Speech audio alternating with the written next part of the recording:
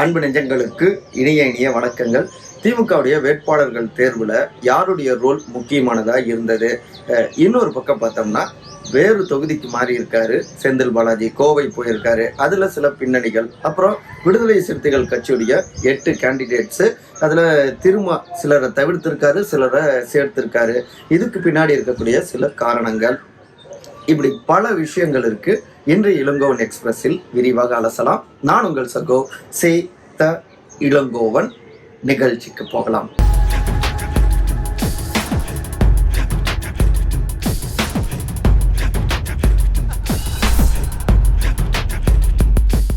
இருவரை தவிர்த்த இருவர் வேட்பாளர்கள் தேர்வில் அமைச்சர்களின் ஆதிக்கம். திமுகவுடைய வேட்பாளர்கள் பட்டியலை வெளியிட்டார் இல்லையா முதலமைச்சர், திமுகவுடைய தலைவர் திரு மு.க. ஸ்டாலின். 164 பேர்கள், ஒரு கலவையான வேட்பாளர்கள் பட்டியலை நம்ம அதை பார்க்கலாம். பெண்கள் 18 பேர்கள், இன்னொரு பக்கம் சிறுபான்மையினர் குறிப்பா இஸ்லாமியர்கள் 5 பேருக்கு வாய்ப்பு கொடுக்கப்பட்டிருக்கு. அதிமுகல ஒருவர் தான். அதுக்கப்புறம் புதுமுகங்கள் கிட்டத்தட்ட 60க்கும் மேற்பட்டவங்களுக்கு வாய்ப்பு கொடுக்கப்பட்டிருக்கு.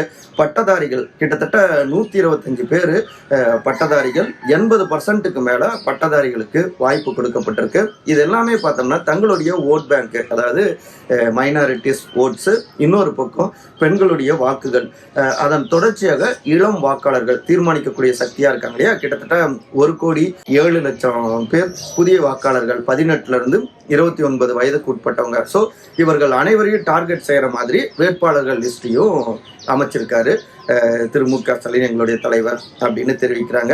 சரி, இதுல யாருடைய ரோல் அதிகமா இருக்கு அப்படின்னு பார்த்தோம்னா, திமுகவை பொறுத்த வரைக்கும் நம்ம தொடக்கத்துல இருந்தே விகடன்ல இருந்தப்பவும் சரி, உங்கள் சகோ சேத்தலங்கோ நம்ம புதிய சேனல்லையும் சரி, என்ன மாதிரி வகையில வேட்பாளர்கள் தேர்வு நடந்துட்டு இருக்கு, மார்க்கெல்லாம் அந்த மார்க் லிஸ்ட் எடுத்து வச்சிருக்காங்க, ரிப்போர்ட் கார்டு, ரேங்க் கார்டு, அதுக்கப்புறம் உளவுத்துறை, பெண் தனியார் ஏஜென்சிஸ், அப்புறம் மாவட்ட செயலாளர்கள், அப்புறம் மண்டல தலைவர்கள், இது மட்டும் இல்லாம பிரத்யேகமாக தனியாக மேலிடத்துல ஒவ்வொருத்தருக்கும் இருக்கக்கூடிய அவங்களுக்கான சர்வே டீமு, இப்படி பல வகைகள்ல வேட்பாளர்கள் தேர்வு இருந்தது.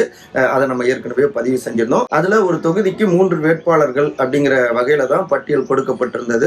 6 மாசமாக அந்த பட்டியல்ல பெயர் சேர்ந்தது, மாறினது. ஃபைனலாக இப்ப திமுக தலைவர் அந்த பட்டியலையும் வெளியிட்டிருக்காரு. இதுல அதிக அளவுல பார்த்தோம்னா மண்டல பொறுப்பாளர்களாக இருக்கக்கூடிய அமைச்சர்களுடைய ரோல் அதிகமா இருந்ததுங்க. இப்ப திரு K.N. நேரு, திரு ஏவா வேலு இவர்களுடைய மண்டலத்துல அவர்களுடைய ஆதரவாளர்கள், அதாவது அவங்க கொடுத்த லிஸ்ட் தான் பெரும்பாலும் இடம் பிடிச்சிருக்கு. தருமபுரிலாம் எடுத்துக்கிட்டோம்னா திரு M.R.K. பன்னீர்செல்வம். சில தொகுதிகள் கூட்டணிக்கு போனதுக்கான காரணமும் இவர்களுடைய ரோல் இருக்கு அப்படின்னு சொல்றாங்க. இதுல குறிப்பா பார்த்தோம்னா சில முக்கியமானவர்களும் மிஸ் ஆகியிருக்காங்க. திரு இ. பரந்தாமன் அவர்கள், எழும்பூருடைய சிட்டிங் எம்எல்ஏ, இப்ப அந்த இடத்துக்கு திரு தமிழன் பிரசன்னா நியமிக்கப்பட்டிருக்காரு. இவரும் சோசியல் மீடியாக்கள்ல இருந்து கொள்கை ரீதியாக ஆக்டிவா செயல்படுறவர். ஏற்கனவே பரந்தாமன் அவரும் பக்காவா கொள்கைய எல்லா பக்கமும் கொண்டு போறவரு. ஆனா ஏன் அவருடைய பெயர் இதுல இல்லை அப்படின்னா, இங்க அமைச்சர் திரு சேகர் பாபு, அவருக்கும் இவருக்கும் ஏற்கனவே சில முட்டல் மோதல்கள் இருந்தது, கருத்து மோதல்கள், வார்லாம் இருந்தது. ஸோ அந்த கோல்டு வார் தான் இப்படி அவரை கட்டம் கட்டிருச்சு அப்படின்னு பரந்தாமன் அவர்களுடைய ஆதரவாளர்கள்லாம் பேசிக்கிறாங்க. இத்தனைக்கும் துணை முதலமைச்சர் திரு உதயநிதி ஸ்டாலின் மேலிடத்துல இருக்கக்கூடிய முக்கியமானவங்க எல்லோரோட குட் புக்லயும் இடம் பிடிச்சவர் திரு பரந்தாமன். ஆனாலும் இந்த இடத்துல மாவட்ட செயலாளர், பொறுப்பாளர், அமைச்சர் அவருடைய ரோலுக்கு இம்பார்ட்டன்ஸ் அதிகமாக கொடுத்துருக்காங்க தலைமையில. இன்னொரு பக்கம் பார்த்தோம்னா காஞ்சிபுரம், அங்க முக்கியமானவர் திரு எழிலரசன். அவரு ஏற்கனவே மாணவர் அணியிலையும் மாநில பொறுப்புல இருந்தவர், செயலாளராக ஆக்டிவானவர், காஞ்சிபுரத்தை கோட்டையா வச்சிருந்தவர். காஞ்சிபுரத்தை கோட்டையா மாத்தினதுல அவரும் ஒருத்தர். ஆனா இந்த முறை காஞ்சிபுரத்துக்கு திருமதி நித்யா சுகுமார் அவர்கள் வேட்பாளராக்கப்பட்டிருக்காங்க. என்ன பின்னணி அப்படின்னு பார்த்தோம்னா, ஏன்னா எழிலரசன் சூப்பரா பேசுவாரு, ஆக்டிவா செயல்படுவாரு, கொள்கை ரீதியாக செயல்படுறவரு. அப்படிப்பட்டவருக்கு ஏன் சீட் கிடைக்கல அப்படின்னு விசாரிச்சா, இங்க அமைச்சர் திரு தாமோ அன்பரசன் அவங்களுடைய ரோல் இருக்கு. அவருக்கும் இவங்களுக்கும் கொஞ்சம் டேர்ம்ஸ் அண்ட் கண்டிஷன் சரியில்லை. அதனால தான் இவருடைய ஆதரவு பெற்ற ஒரு வேட்பாளர் இங்க நியமிக்கப்பட்டிருக்காங்க அப்படின்னு இந்த வட்டாரத்து உடன்பிறப்புகள்லாம் தெரிவிக்கிறாங்க. அதன் தொடர்ச்சியாகவே தாம்பரம் தொகுதியில சிட்டிங் எம்எல்ஏ திரு ராஜா, அவருக்கு பதில் இந்த முறை தாம்பரம் வேட்பாளர் பார்த்தோம்னா டாக்டர் R.S. கிருத்திகா தேவி அவர்கள் வேட்பாளர் ஆகியிருக்காங்க. இதுவுமே ராஜா அவங்களுடைய ஆதரவாளர்கள்லாம் தான் வந்து பொறுப்பாளர் திரு TR பாலு சீனியர் அவர்கிட்ட போயிட்டு அழுதது குமுறியது எல்லாமே அந்த காணொலிகளை நம்ம பார்த்துருக்கோம். நீங்கள் சும்மா இங்கே அழுது சீன் போடக்கூடாது, ராஜா எப்படின்னு எனக்கும் தெரியும், எங்களுக்குள்ளார நல்ல பாண்டு இருக்குது, சூழ்நிலை என்னன்னா தலைமை அறிவிச்சிருக்காங்க, அதை அக்செப்ட் பண்ணிக்கணும் அப்படின்னு நிலைமையை கூலாக்க திரு TR பாலுவும் ட்ரை பண்ணாரு. ஆனாலும் 3 முறை வெற்றி அடைஞ்சவர் ராஜா இந்த தாம்பரத்தை கோட்டையாக மாற்றி வச்சிருக்காரு.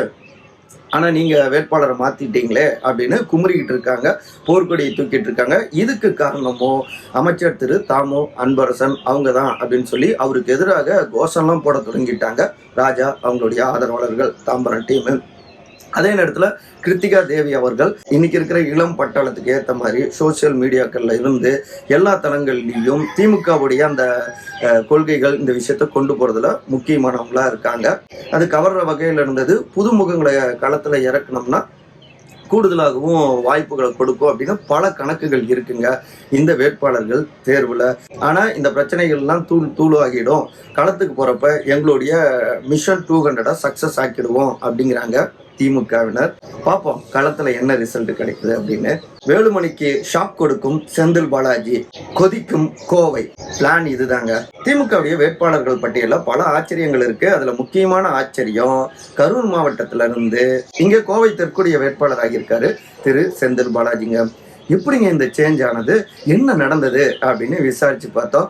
பக்காவா ஸ்கெட்சு போட்டு பிளான் பண்ணி தாங்க தொகுதி மாறி இருக்காரு. உங்களுக்கு தான் இது ஆச்சரியமா இருக்கலாம், எங்களுக்குலாம் முன்னாடியே தெரியும் அப்படிங்கிறாங்க கோவை மாவட்டத்து உடன்பிறப்புகள். அதாவது அவருக்கு மட்டுமே, செந்தில் பாலாஜிக்கு மட்டுமே கிட்டத்தட்ட 36 தொகுதிகள் அவருடைய லிஸ்ட்ல இருக்கு. அதிக தொகுதிகளை கைப்பற்றி கொடுக்கணும் அப்படிங்கிறதா அவருக்கு இருக்கிற ஒரே டாஸ்க்கு. அதனாலதான் தேர்தலுக்கு முன்னாடியே பார்த்தோம்னா தொடர்ச்சியாக மாதந்தோறும் பல திட்டங்கள், அதாவது திமுகவுடைய முக்கியமான முகங்கள், முதலமைச்சர் தொடங்கி துணை முதலமைச்சர் தொடங்கி முக்கியமானவர்களை அழைச்சிட்டு வந்து கோவையில தொடர்ந்து நலத்திட்டங்கள் கூட்டம், முகவர்கள் கூட்டம், அப்படி பல்வேறு கூட்டங்களை முன்னெடுத்தாரு, மாநாடுகளை முன்னெடுத்தாரு. அதற்கடுத்து இங்க கோவையில பத்தியும் வெற்றி பெறணும் அப்படின்னா நாமளே நேரடியா வந்து போட்டி போட்டோம்னா எதிரணி கொஞ்சம் அச்சப்படுவாங்க, அவங்க நம்மளை தோற்கடிக்கிறதுக்காகவே வேலைகளை செய்வாங்க. அப்ப ஏனைய தொகுதிகளில் அவங்களால கவனம் செலுத்த முடியாது. நாம எதிரியை நம்ம வழிக்கு கொண்டு வந்து மற்ற இடங்கள்ல தீவிரமாக செயலாற்றும் பொழுது இந்த 10ல் பெரும்பான்மை தொகுதிகளை கைப்பற்றிடலாம் அப்படின்னு திட்டமிட்டு தான் கோவைக்கு மாறணும் அப்படின்னு சில மாதங்களுக்கு முன்னாடியே தலைமைக்கும் தெரிவிச்சிருக்காரு செந்தில் பாலாஜி. அதுக்கேற்ற மாதிரியே கரூர் கம்பெனி அந்த டீமை கொண்டு வந்து இங்க களத்துல இறங்கி வேலை பார்த்தாங்க. இப்போ கோவையிலேயே எடுத்துக்கிட்டோம்னா கிணத்துக்கடவு சுமார் 1000 வாக்குகள் வித்தியாசத்தில் தான் வெற்றி வாய்ப்பு இழந்தாங்க. கவுண்டம்பாளையம், இன்னொரு பக்கம் சிங்காநல்லூர், கோவை வடக்கு வெறும் 4001 வாக்குகள் தான் வித்தியாசம். கோவை தெற்குல வெறும் 1728 வாக்குகள் வித்தியாசம் தான். கிட்டத்தட்ட ஒரு 5 தொகுதிகள்ல குறைந்த வாக்குகள் வித்தியாசத்துல தான் வெற்றி வாய்ப்பை போன முறை இழந்தாங்க. ஆனா தேமுதிக கூட்டணிக்கு வந்ததுல பல்வேறு விமர்சனங்கள் இருக்கு. 10 தொகுதிகள் எடுத்து அவங்களுக்கு கொடுத்துட்டாங்களே அப்படின்னும் விமர்சனங்கள் இருக்கு. இன்னும் சொல்ல போனா தெலுங்கு மொழி பேசக்கூடியவர்களுக்கு அதிக வேட்பாளர்கள் வாய்ப்பு கொடுத்திருக்காங்க தேமுதிகவுல. திருமதி பிரேமலதா விஜயகாந்த் அவர்கள் சார்ந்த சமுதாயத்துடைய, அதாவது நாயுடு சமுதாயத்தை சார்ந்தவங்களுக்கு 5க்கும் மேற்பட்டவங்களுக்கு வாய்ப்பு கொடுத்திருக்காரு, 5 தொகுதிகளுக்கு மேல. இதெல்லாம் ஒரு விமர்சனமாக பார்க்கப்பட்டு கொண்டிருக்கு. திமுக இருக்கக்கூடியவர்களே பலரும் என்னங்க இப்படி இருக்கு, ஏதாவது வேற முகம் வந்துருமோ அப்படின்லாம் விமர்சிக்கிறாங்க. ஆனாலும் திமுகவுடைய கணக்கு இந்த விஷயங்கள், தேமுதிகவுடைய வருகை கோவையில கை கொடுக்கும் அப்படின்னு நம்புறாங்க. இங்க கொங்கு வெள்ளாள கவுண்டர் சமுதாயத்தினர், அதற்கு அடுத்து அடர்த்தியாக நாயுடு சமுதாயத்தினர், பட்டியல் சமூகத்தினர் உள்ளிட்ட பலரும் இருக்காங்க. மொழி வழி சிறுபான்மையினர், தெலுங்கு மக்கள், மலையாள மக்கள், இப்படி பலரும் இங்க இருக்காங்க. இவர்களை கவர் பண்ண தேமுதிகவுடைய ரோல் முக்கியமா இருக்கும். இங்க நிறைய தொழிலாளி வர்க்கத்தினரும் இருக்காங்க. ஸோ அவர்களை கவர் பண்ண கேப்டனுடைய அந்த அடையாளமும் அந்த அனுதாபமும் சப்போர்ட்டிவா இருக்கும்.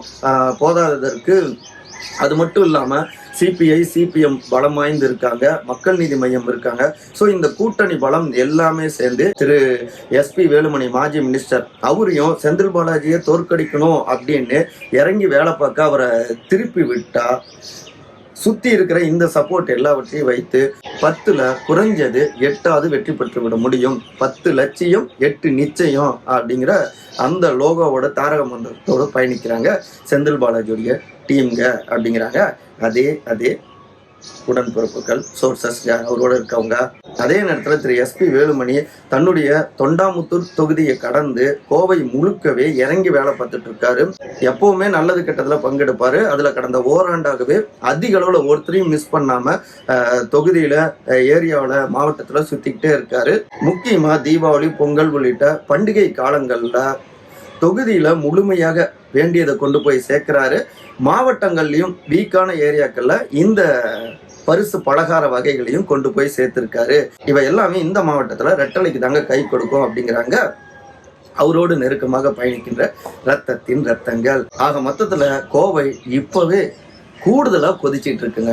பார்ப்போம் என்ன நடக்குதுன்னு. 8இல் 2 MLAக்களுக்கு வாய்ப்பில்லை. இது திருமாவின் கணக்கு. விடுதலை சிறுத்தைகள் கட்சியுடைய 8 தொகுதிகளுக்கான வேட்பாளர்களை அறிவிச்சிருக்காரு. அதனுடைய தலைவர் நாடாளுமன்ற உறுப்பினரான திரு தொல் திருமாவளவன்க. அதுல ட்விஸ்ட் என்னன்னா, காட்டுமன்னார் கோயில்ல மறுபடியும் 10 ஆண்டுகளுக்கு பிறகு திரு தொல் திருமாவளவன் அவர் களமிறங்கிறார். கடந்த 2016 போட்டியிட்டாரு. அப்போ ஒரு 85 வாக்குகள் வித்தியாசத்துல தான் வெற்றி வாய்ப்பை இழந்தாரு. இவராது வெற்றி அடைஞ்சா மக்கள் நல கூட்டணியில ஒரு முன்மாதிரியா இருந்திருக்கும் அப்படின்னு பலரும் யோசிச்சாங்க. ஆனா மிஸ் ஆகிடுச்சு. அத்தனை எதிர்ப்புகளுக்கு மத்தியில 100 இலையில தான் வெற்றி வாய்ப்பை இழந்தாரு. இப்ப 10 ஆண்டுகளுக்கு பிறகு திரும்பி இருக்காரு மாநில தேர்தலுக்கு, மாநில அரசியலுக்கு. அதற்கு அடுத்து திரு வன்னியரசு திண்டிவனம், திரு ஆற்றல் அரசு பெரியகுளம், மாலதி அவர்கள் கள்ளக்குறிச்சி, திரு அப்துல் ரஹ்மான் பன்ருட்டி, எழில் கரோலின் அவர்கள் அரக்கோணம், திரு பன்னீர்தாஸ் திருப்போரூர், திரு சிந்தனை செல்வன் செய்யூருங்க.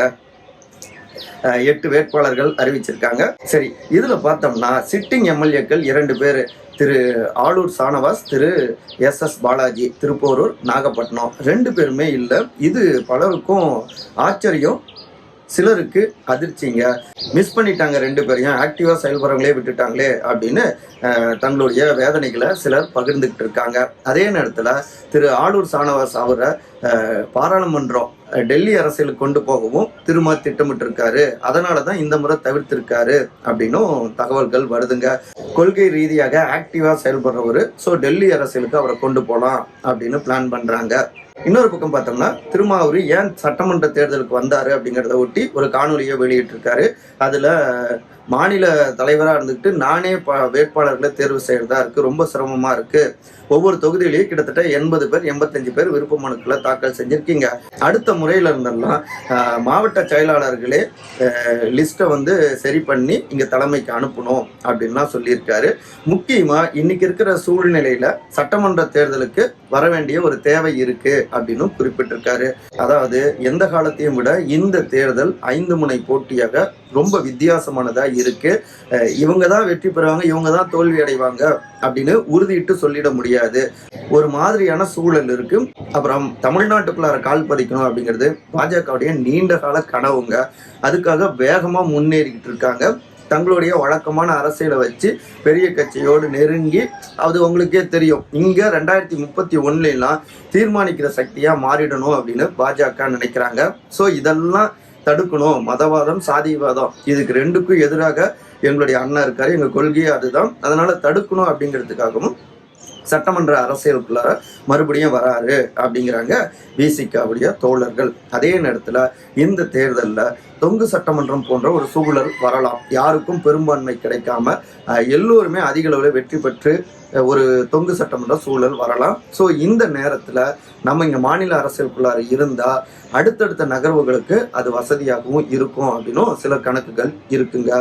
சொல்ல முடியாது, சூழ்நிலைகள் மாறினா அதிகாரம் முதல் முறையாக தமிழ்நாட்டில் பங்கு போடப்படலாம் இல்லையா, அது எல்லோருக்குமானதாக மாறலாம் இல்லையா அப்படின்னும் தெரிவிக்கிறாங்க கூர்ந்து கவனித்துக் கொண்டிருக்கிற அரசியல் விமர்சகர்கள். ஆக மொத்தத்துல இந்த தேர்தல் முன்பெல்லாம் நடந்த தேர்தலை விட புதுசா இருக்குங்க. நொடிக்கு நொடி புதிய புதிய ட்விஸ்டுகள். இன்னும் தேர்தல் நெருங்க அதிகரித்தாலும் ஆச்சரியப்படுவதற்குள்ள பார்க்கலாங்க. நான் இன்னும் நார்த் இந்தியாவில் தான் என்னுடைய நண்பருடைய வீட்டில் தான் இருக்கேன். ஒரு விழாவுக்காக இங்கே வந்தேன். இங்கே தமிழ்நாட்டிலேருந்து வந்தேன் அப்படின்னு தெரிஞ்ச உடனே இங்கே அக்கம் பக்கத்தில் ஆர்வமாக கேட்டாங்க. தமிழ்நாட்டு அரசியல் ரொம்ப வித்தியாசமாக இருந்தது, சந்தோஷமாகவும் இருந்தது. இன்னும் 2 நாளில் நம்ம தமிழ்நாட்டுக்கு வந்துடுவேன். அங்கேருந்து காணொலியை கொடுக்க நான் தயாராக இருக்கேன். தொடர்ந்து உங்களுடைய ஆதரவு கொடுங்க. தவறாமல் நம்முடைய உங்கள் சகோ சேத்தாளங்கவன் சேனலை எல்லோருக்கும் பகிர்ந்துக்கோங்க. ஆதரவு கொடுத்து ஊக்கப்படுத்துங்க. உங்களுடைய கருத்துக்களை கருத்துரை பகுதியில் பதிவு செய்ய அனைவரும் அன்பால் ஒருங்கிணைந்திருப்போம். நன்றி, வணக்கம்.